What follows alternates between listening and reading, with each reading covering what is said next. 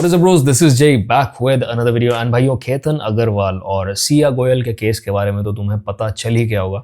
Another guy just died because उसकी arrange marriage करवा रहे थे उसके घर वाले एंड लड़की ने ही allegedly उसकी जान ली है उसको पहाड़ से धक्का मार के। Before I start the video, I just want to say कि I'm not claiming to know anything about this case. I am just reacting to the information जो मुझे social media और internet पे available है। Booked 17 crore palace for wedding, fiance pushes man off a cliff and kills him during trek near Pune. She planned her fiance's killing with her boyfriend. तो भाई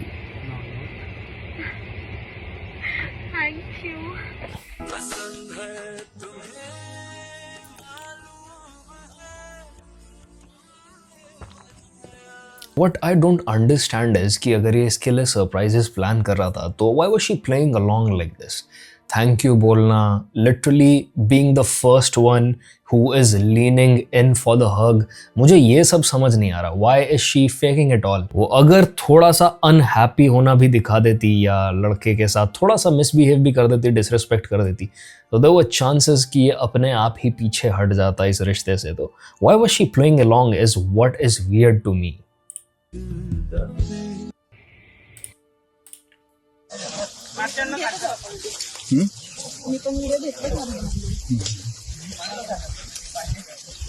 Okay, this is all I can show you. This is just people carrying Ketan's dead body from the site जहाँ वो गिरा था। करीब 400 feet की ऊंचाई से केतन गिरा है। तो अभी जो इन्फॉर्मेशन पुलिस की तरफ से अवेलेबल है उससे ये पता चला है कि भाई इनिशियली सिया ने खूब ड्रामा किया, शोर शराबा मचाया कि केतन गिर गया है और बहुत रोना धोना किया, बट फिर केतन की बहन को शक हुआ कि Ketan was a good tracker और वो ऐसे कैसे गिर गया पहाड़ पे से। तो इसके ऊपर पुलिस इन्वेस्टिगेशन बिठाई गई और फिर चैट रिकॉर्ड्स निकल के आए हैं और घंटों घंटों के कॉल रिकॉर्ड्स निकल के आए हैं जहां सिया अपने बॉयफ्रेंड के साथ इस मर्डर को प्लान कर रही थी। There also have been some CCTV footages of them walking into a cafe और उसका बॉयफ्रेंड हुडी पहन के आया हुआ था and then walking out of it while she was out there trekking and travelling with Ketan. तो ये केस अभी काफी चर्चा में है और यही सब चलते कुछ फेमिनिस्ट्स इंटरनेट की आई और उन्होंने इस लड़की को डिफेंड करना शुरू कर दिया।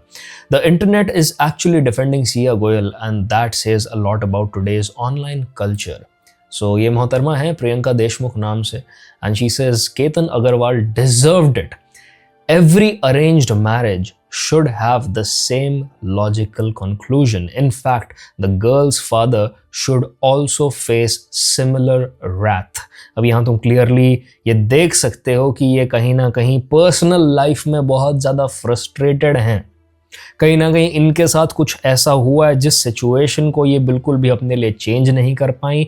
She felt helpless and now she is venting out on the internet और ये इस टाइम पे एक इनोसेंट इंसान को जिसकी कोई भी गलती नहीं थी वंस अगेन यहाँ पे विलन बनाने में लगी हुई हैं। Then there is this another woman by the name of Gulmohar जिन्होंने कहा है इट्स नॉट सिया's fault either.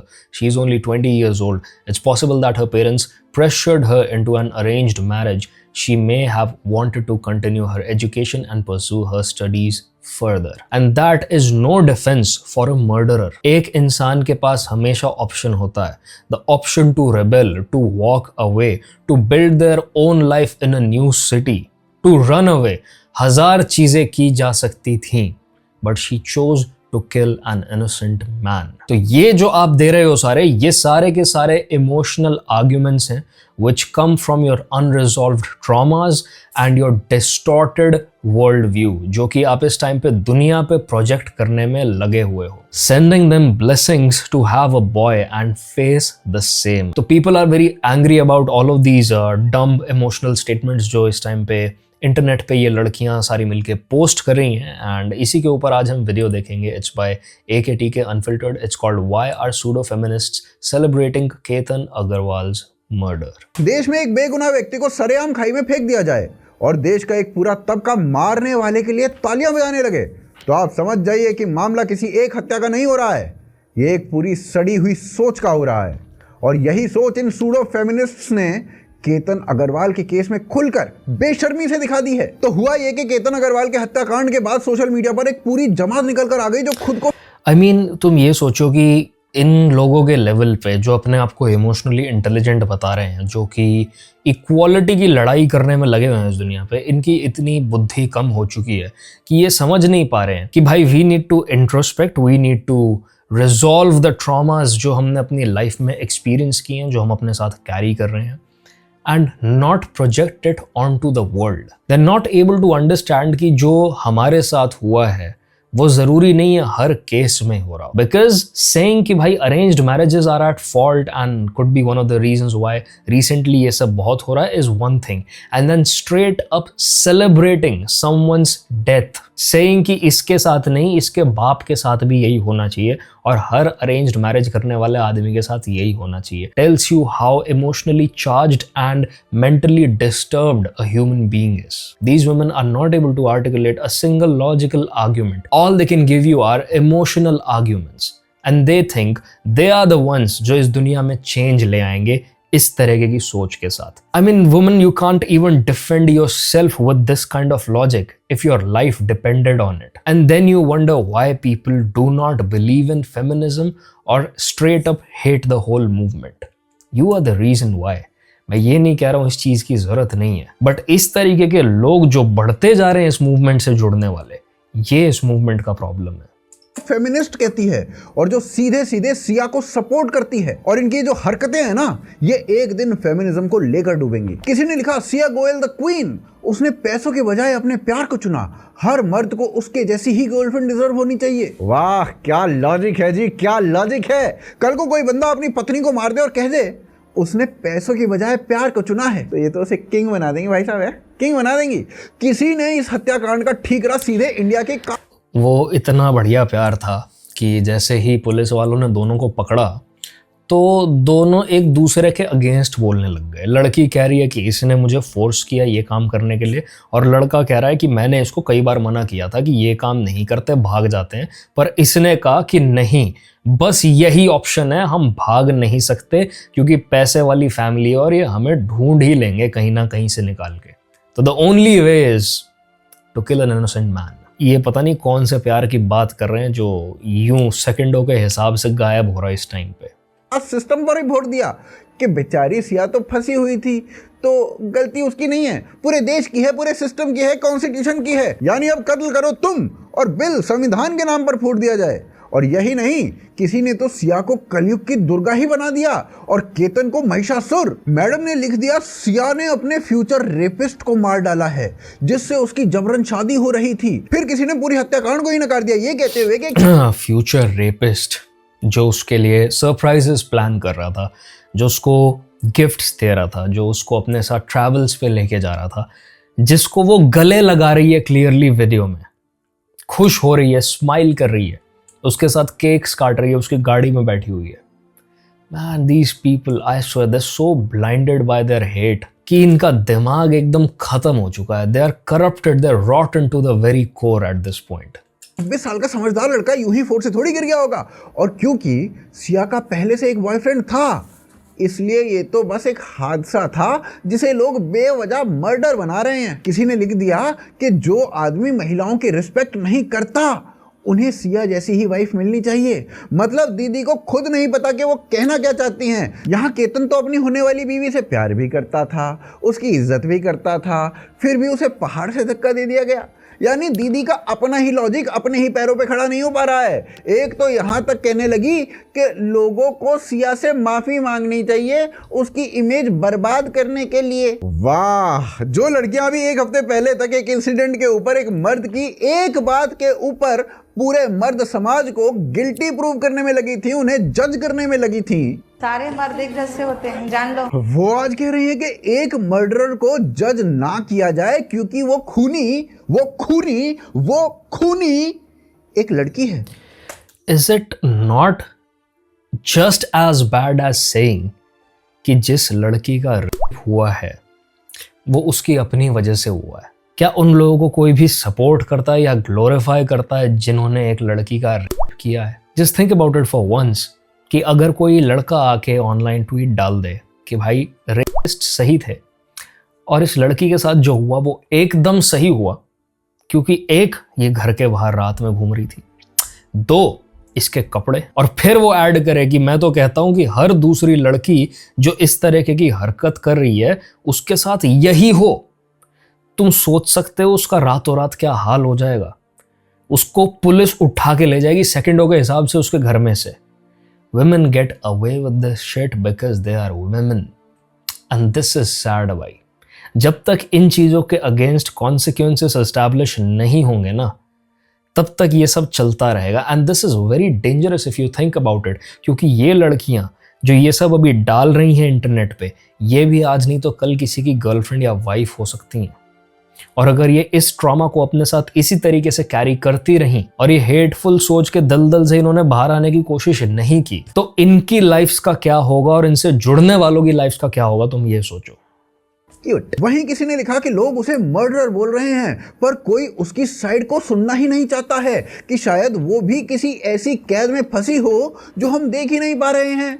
शायद उसे फैमिली ने फंसाया हो, शायद सोसाइटी ने फंसाया हो, शायद उन एक्सपेक्टेशंस ने फंसाया हो जो हम सबको इनविजिबल दिख रही थी। यानी एक प्लान्ड मर्डर को ये लोग बेचारी फंसी हुई लड़की की मजबूरी बनाकर पेश कर रहे हैं। मतलब आप जरा इन लड़कियों की बेशर्मी देखिए।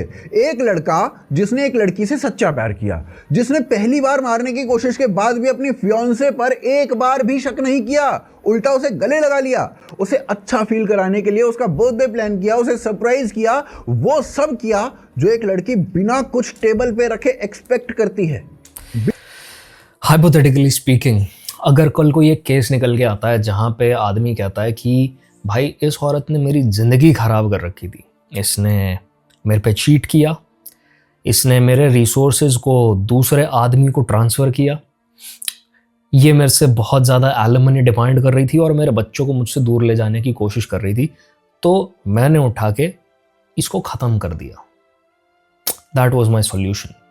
क्या तुम उसको भी सपोर्ट करोगे? क्योंकि वो जेन्युइन था अपनी जगह में और उसके भी साइड की स्टोरी कहीं ना कहीं सुनना मैटर करता है। How does listening to any criminal side of story matter? Sane दिमाग का इंसान, एक नॉर्मल दिमाग का इंसान क्या कभी भी इतने सारे कॉन्शियस डिसीजन से होता हुआ निकलेगा और फिर भी क्वेश्चन नहीं करेगा इस चीज को कि मैं लिटरली एक इंसान को खत्म करने की प्लानिंग कर रहा हूं, and will go through with that planning? Do you think a sane person would do that? What are you people even talking about man? बिना कुछ टेबल पे रखे, बिना कुछ टेबल पे रखे एक्सपेक्ट करती है कि लड़का ये सब कुछ मेरे लिए करे। ऐसे एक लड़के को ये फ्यूचर का रेपिस्ट घोषित कर देते हैं। किस आधार पर? सिर्फ इसलिए कि वो मर्द था। तुम्हें पता है टॉक्सिक लड़के सरवाइव क्यों करते हैं ऐसी लड़कियों को? Why they survive their lies and bullshit is because उनको एक्सपीरियंस हो चुका होता है इन लड़कियों के झूठे एक्सप्रेशंस, झूठी स्माइल्स और झूठी मीठी मीठी बातों को डिटेक्ट करने का, because of how much they have dated. It is very important for a man to have options because we are biologically wired to detect threats, और वो थ्रेट्स किसी भी फॉर्म में हो सकते हैं।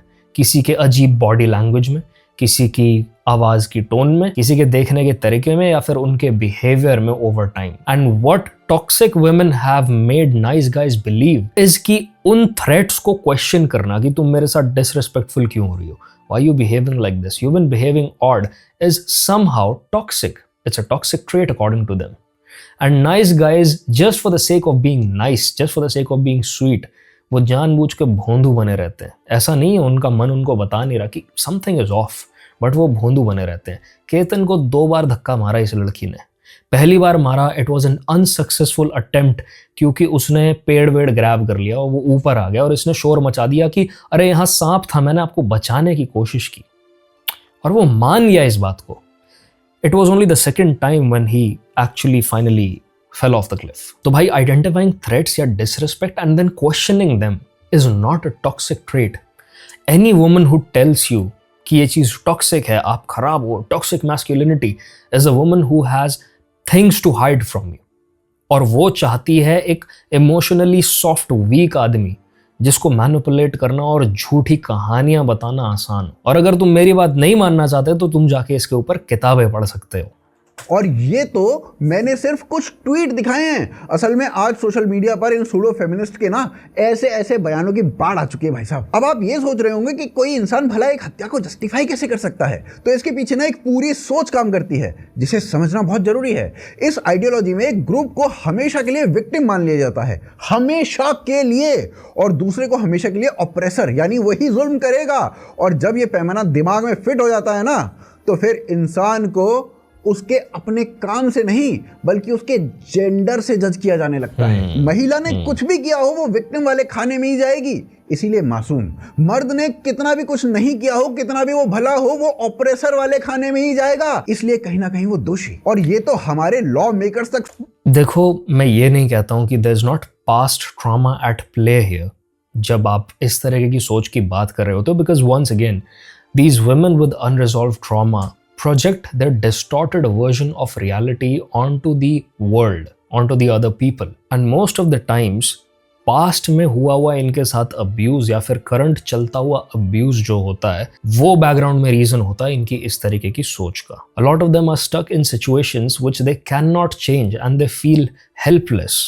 तो ये इंटरनेट पे आईडीज बना के अपने फैमिली मेम्बर्स को ब्लॉक करके और यहाँ पे मैन हेटर कंटेंट डालना शुरू करती हैं, यहाँ पे वेंट आउट करती हैं, और फिर इनके जैसे लोग इनके साथ जुड़ते चले जाते हैं, या फिर यंग इम्प्रेशनेबल किड्स जिनको लगता है ब्रेकअप समहाउ बहुत बड़ी बात है और तुम्हारे स्कूल क्रश ने तुम्हें रिजेक्ट कर दिया या किसी और लड़के या लड़की को पटा लिया तो ये बहुत बड़ा मुद्दा है and I am a victim in this. वो लोग इनसे जुड़ते चले जाते हैं। But just because I understand कि ये लोग खुद किसी ना किसी तकलीफ से होते हुए निकल रहे हैं डज नॉट मीन कि I sympathise with these people या फिर मैं इनको इस चीज में सही ठहरा दूंगा। Fixing your traumas, your situations is your own job. These are the so-called daddy issues वाली लड़कियां जिनसे डेटिंग वर्ल्ड में दूर रहने को कहा जाता है because absolutely no amount of love can ever fix them. आपके ट्रॉमास आपकी अपनी रिस्पॉन्सिबिलिटी होते हैं unless you come face to face with them, with your fears. तब तक आपके ट्रॉमास रिजॉल्व नहीं होंगे। It takes introspection, it takes a lot of self awareness, it takes work, it takes conscious efforts to finally get over that thing. A lot of the people are self-aware, a lot of the people know their issues, but they're not able to act on that information. is why वो same cycle में stuck रहते हैं। तो मैंने search किया, do women with unresolved trauma project their version of reality? Yes, individuals with unresolved trauma often project their past fears and emotional wounds onto their current reality. Their brain alters perception to survive, causing a person to filter present situations through the lens of old, unhealed pain rather than objective reality. अब ऐसा होता है ऐसी लड़कियों के साथ कि क्योंकि ये अपनी स्टोरी में सारा टाइम विक्टिम होती हैं, तो ये अपने आसपास की और लड़कियों को भी विक्टिमाइज करना शुरू कर देती हैं, because once again the world view has been altered because of their survival instincts. तो मैंने exactly यही पूछा जेमिनाई से कि does this involve turning a woman into a victim even when there are proofs against it? तो yes, this is exactly what can happen when someone has deep unresolved trauma. They may firmly believe that they are being victimized even when there is undeniable proof of the contrary. This happens because the traumatized brain operates in survival mode, prioritizing intense internal emotions over objective external facts. Once again, just like I said, ये लोग emotional arguments देते हैं and there are no facts backing their arguments. They're not actually there to argue facts. They are there to vent out. Is why कि तुम इन लोगों को इनकी गलत बातों के लिए कितना भी call out कर लेना, कितनी भी गाली दे लेना, ये फिर भी उस सोच के साथ ही पूरी जिंदगी जीने वाले हैं। इसके ऑब्वियसली इमोशनल रीजंस हैं और पता नहीं क्या क्या है, बट एक इंटरेस्टिंग पॉइंट यहाँ पे आ जाता है, severe confirmation bias. The brain actively scans the environment for threats. It will hyper focus on a single misconstructed word or gesture to support its victim narrative while completely filtering out any advice, safety or fairness.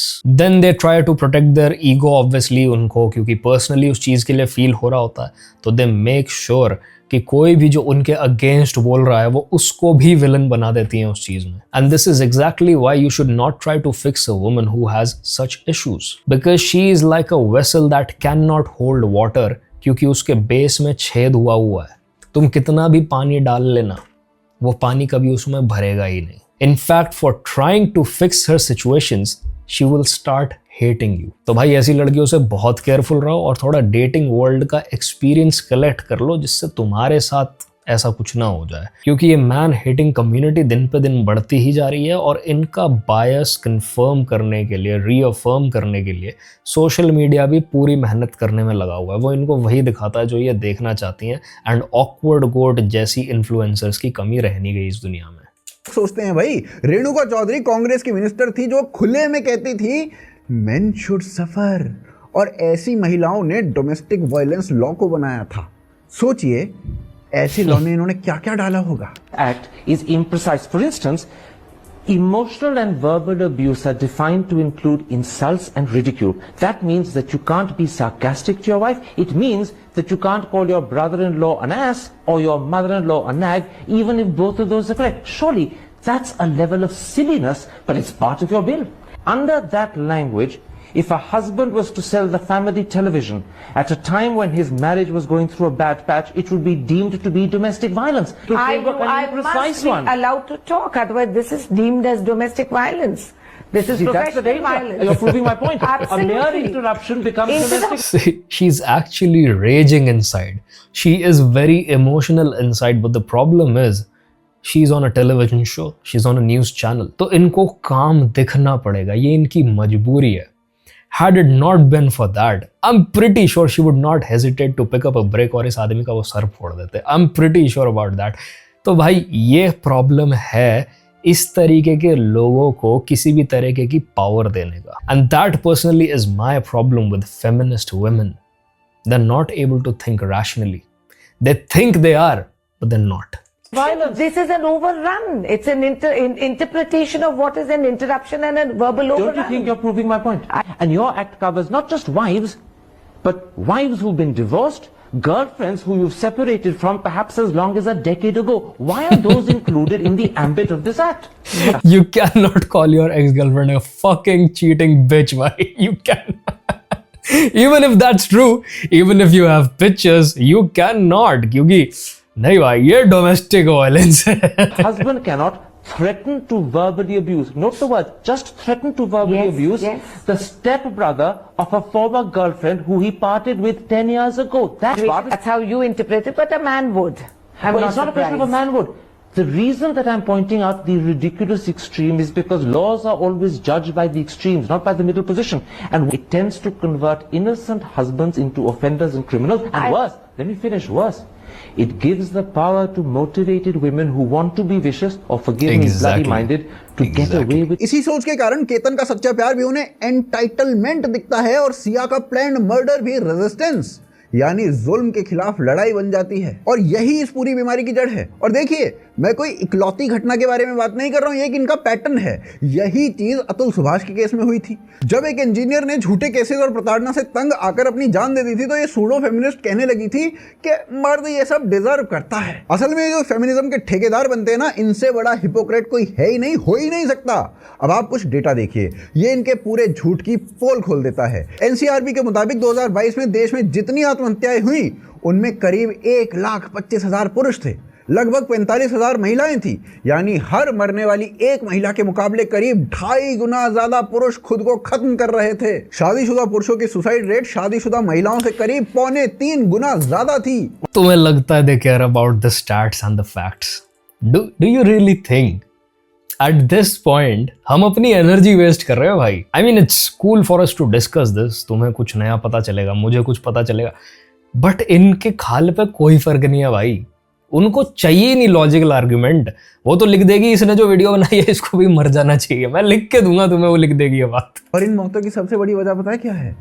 Family problems, यानी घर और रिश्तों का तनाव। पर इन pseudo feminists के लिए ना ये लाखों मौत कोई मुद्दा ही नहीं है, क्योंकि मर्द जालिम होता है इस वाले स्क्रिप्ट में फिट नहीं बैठ सकता ना, इसलिए। और यहीं पर इनकी असली हिपोक्रेसी सामने आ जाती है। जब कोई डॉरी का केस आता है या किसी महिला की हत्या होती है तो यही लोग पूरा आसमान अपने सर पर उठा लेते हैं। मेन आर इविल, पेट्रियार्की ने मार दिया, इसने कर दिया, ऐसा कर दिया, मेन मेन मेन मेन करते हुए, because they are not able to fight the villains of their life. इसीलिए उस हेट को, वंस अगेन उस डिस्टॉर्टेड वर्ल्ड व्यू को बाकी दुनिया पे, बाकी लोगों पे और उनकी लाइफ सिचुएशंस पे प्रोजेक्ट करना शुरू कर देती हैं। And there is no fixing them. There's no fixing them. The only thing you can do is ignore them. क्योंकि unless एक इंसान खुद से अपने आप को सही करना चाहे, there's absolutely no freaking way in this world to help them. Not even therapy or medicine. ये फट जाते हैं, ये पूरे सिस्टम की नाकामी बोलने लगते हैं। और देखो, ऐसा मैं बिल्कुल नहीं कह रहा हूं कि जब ये ऐसा करते हैं तो ये गलत करते हैं, बिल्कुल सही मुद्दों को उठाते हैं, क्योंकि महिलाओं के खिलाफ क्राइम एक सच्चाई है और उन क्राइम्स के अगेंस्ट सबका, किसी एक जेंडर का नहीं, सबका गुस्सा जायज है और सबको आवाज उठानी ही चाहिए। पर जब एक मर्द इतनी बेरहमी से मारा जाता है तो यही फेमिनिस्ट उल्टा उस मर्डरर को जस्टिफाई करने लग जाती हैं। क्यूट, वेरी क्यूट जी, वेरी क्यूट। देखो, आज ये कहना बिल्कुल गलत नहीं होगा कि पिछले कुछ सालों में जेंडर वॉर का सबसे बड़ा नुकसान यही रहा है कि ये जो इन्फ्लुएंसर्स हैं और जो सिक मेंटालिटी के लोग हैं, ये अपना ईगो तो सेटिस्फाई कर लेते हैं, पर जमीन पे असली विक्टिम को इसकी बहुत बड़ी कीमत चुकानी पड़ती है। वो वैसे याद आया, आज वो कुशा कपिला दिखाई नहीं दे रही है सिया गोयल केतन अग्रवाल के इंसिडेंट के बाद। 370 की बिरयानी के बाद तो वीडियो पे वीडियो बना रहे हैं। आज क्या हो गया ना? कुशा Kapila is one of these people only जिनकी मैं तब से बात कर। Her life choices have brought her where she is today. She is divorced. Some of these influencers are single mothers. मैं नाम नहीं लेना चाहूंगा, बट उनकी भी आज से कुछ साल पहले यही सोच थी जब तक उनको लाइफ ने humble down नहीं कर दिया। So just to the people who listen to these influencers, मेरे ख्याल से आपको इन्फ्लुएंसर टाइप लोगों से बिल्कुल भी लाइफ की एडवाइस नहीं लेनी चाहिए। ये जो लोग सारा टाइम अपनी लाइफ को व्लॉग करते हैं, अपने रिलेशनशिप्स को कंटेंट बनाते हैं, these are the last people you should be looking up to. क्योंकि रीसेंट केसेस से क्लियरली पता चल रहा है कि ये लोग अंदर खाने बिल्कुल ख़त्म होते हैं। बस इंटरनेट पे ही बकैती चलती है इनकी। कुशा कपिला दिख रही ना कुशा का पिल्ला दिख रहा, if you know what I mean. अब चलो इसे ना एक कानून के जरिए समझते हैं। 498A जैसा कानून जो असल में महिलाओं को ससुराल की क्रूरता से बचाने के लिए बना था और जिसकी जरूरत भी थी, उसके आज हर साल करीब 1,40,000 केस दर्ज होते हैं। पर कन्विक्शन रेट पता है क्या है? यानी जिसमें सच में दोष साबित हो जाता है वो सिर्फ 15% है, बल्कि उससे भी कम है। इसका मतलब ये नहीं है कि बाकी सारे केसेस झूठे हैं, पर यह जरूर दिखाता है कि एक बहुत बड़ी तादाद है जिसमें इस कानून का इस्तेमाल केवल हथियार की तरह हो रहा है। और जब कोई इस मिसयूज की बात उठाता है तो यही तबका उसे एंटी वुमेन कहकर चुप करा देता है। प्रॉब्लम ये नहीं है, वुमेन सेफ्टी के लिए कानून होने चाहिए, क्योंकि लड़कियों के साथ हो रहा है भाई गलत, आज से नहीं सालों से हो रहा है। मुद्दा ये है कि जब कोई गलत करता हुआ, झूठ बोला हुआ पकड़ा जाता है तो उसके अगेंस्ट कार्रवाई क्यों नहीं होती है, उसको पनिश क्यों नहीं किया जाता, सोसाइटी के लिए एक एग्जाम्पल क्यों नहीं सेट किया जाता थ्रू दैट पर्सन। जो सोनम रघुवंशी का केस हुआ था उसमें भी अभी उस लड़की को बेल मिल चुकी है। And I am pretty sure इस लड़की के अगेंस्ट कुछ नहीं होने वाला भाई। इसको भी चंद महीनों में, क्योंकि ये भी अच्छी फैमिली से आती है पैसे वाली, या साल में बेल मिल जाएगी and then she will continue with her life. और जिसका बेटा गया गया। यानी सच बोलना भी क्राइम है। यही वो सेलेक्टिव आउटरीच है जो इस सूडो फेमिनिज्म की असली पहचान बन चुका है। इन्हें बेसिकली ना इक्वालिटी से कोई मतलब नहीं है। अगर सच में इन्हें इक्वालिटी Exactly. चाहिए होती तो ये आज एक बेगुनाह की मौत को ऐसे जस्टिफाई ना कर रही होती। इनकी जो पूरी सोच है ना वो बस एक पटरी पर दौड़ती है।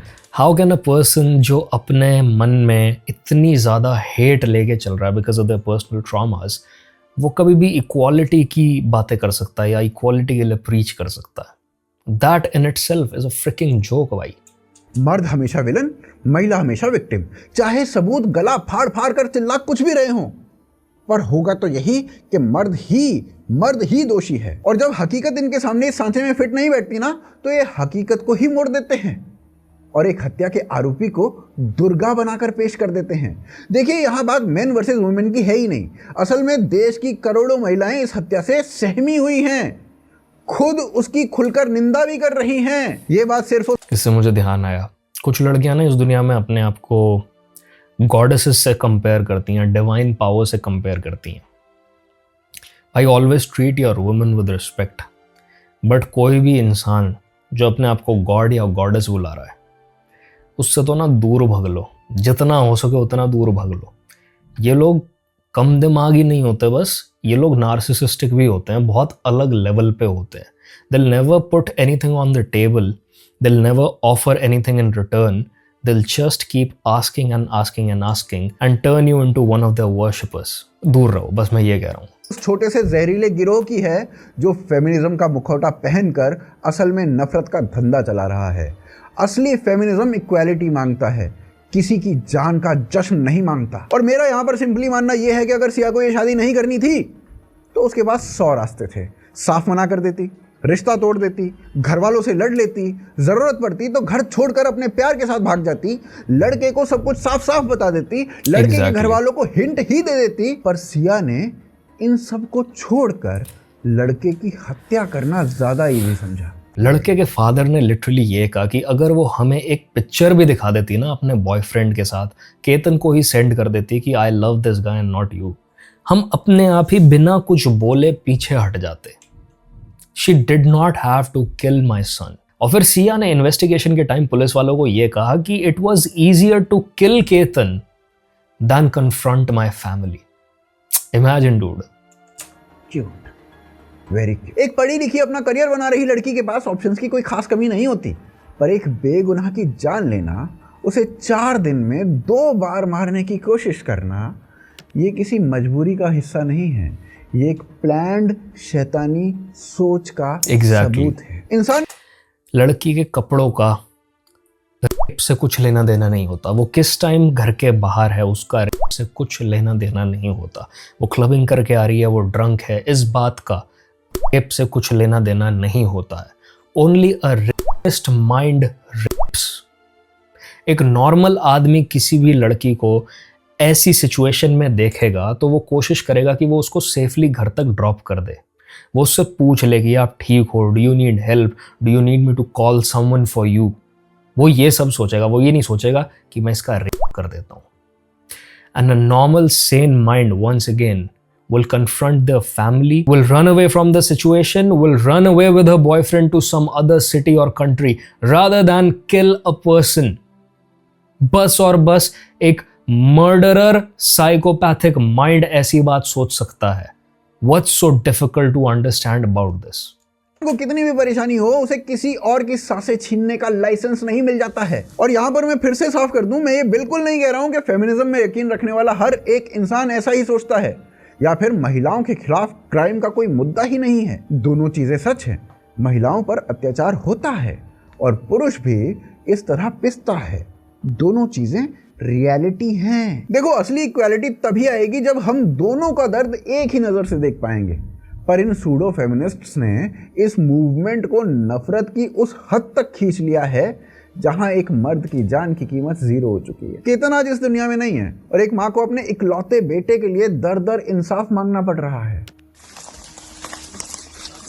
उम्मीद है कि अदालत उसे इंसाफ देगी, पर इस पूरे मामले में एक चीज पूरी तरीके से नंगी हो चुकी है कि इन सूडो फेमिनिस्ट्स ने फेमिनिज्म का नाम ही बर्बाद कर दिया है। और जो लोग एक मर्डर पर तालियां बजा रहे हैं ना, वो किसी हक की लड़ाई नहीं लड़ रहे हैं, वो बस अपनी हेट को फेमिनिज्म का खूबसूरत गिफ्ट पेपर लगाकर बेच रहे हैं। और अब ना एक समाज के तौर पर हमें ये तय करना होगा कि हम इंसाफ के साथ खड़े हैं, हम सच के साथ खड़े हैं, सही के साथ खड़े हैं या इनके तमाशे के साथ। मेरा मानना है कि अगर आप इक्वालिटी में बिलीव करते हो तो आपको किसी भी तरीके के मूवमेंट से जुड़ने की जरूरत नहीं है। किसी के पास भी अगर 2 वर्किंग ब्रेन सेल्स हैं तो उसको ये बात समझ आ जाएगी। जो लोग मूवमेंट से जुड़ के, एक एनजीओ से जुड़ के, एक पार्टी के नाम से जुड़ के और उस चीज को अपनी पूरी पर्सनालिटी बना लेते हैं, those are exactly the kind of people जो न्यूट्रलिटी और इक्वालिटी के ऊपर बातें जरूर करेंगे पर उसमें बिलीव नहीं होता उनका।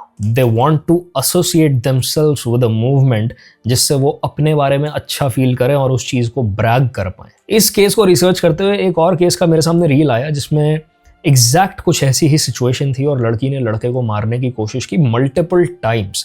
एक बार उसने उसके जूस में या जो भी सॉफ्ट ड्रिंक का बॉटल था उसमें 60-70 पैरासीटामोल मिला दी और उसको कहा कि इसको ना जल्दी से जल्दी पीने का चैलेंज मैं आपको देती हूँ।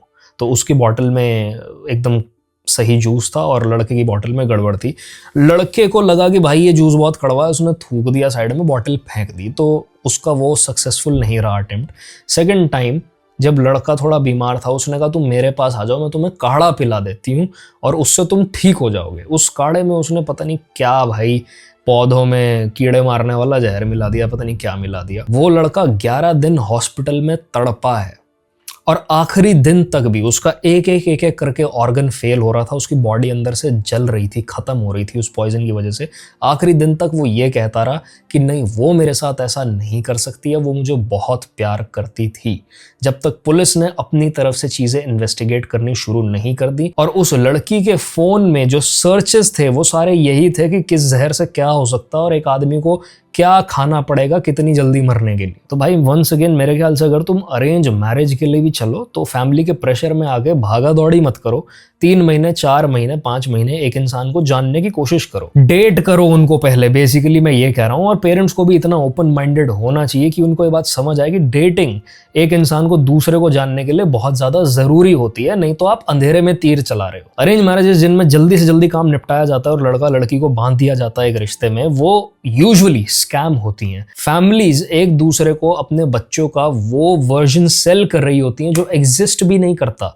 उनको पता ही नहीं होता कि वो शहर के बाहर जहां रह रहे थे वहां पे उन्होंने एक पूरा डिफरेंट जीवन बिताया है। They have been living parallel lifes और वो बस घर में आके संस्कारी बने रहते हैं। Like even in this case police ने बताया कि भाई ये लड़की ने हमसे बियर मांग ली कि मुझे दारू पीने का मन है। पुलिस स्टेशन में इन्वेस्टिगेशन के टाइम पे लड़की की मां कह रही है कि मेरी लड़की तो दारू पीती ही नहीं। और फिर ये वीडियो सरफेस होने लग गया जिसमें ये लड़की किसी क्लब में डांस कर रही है दारू पीती हुई।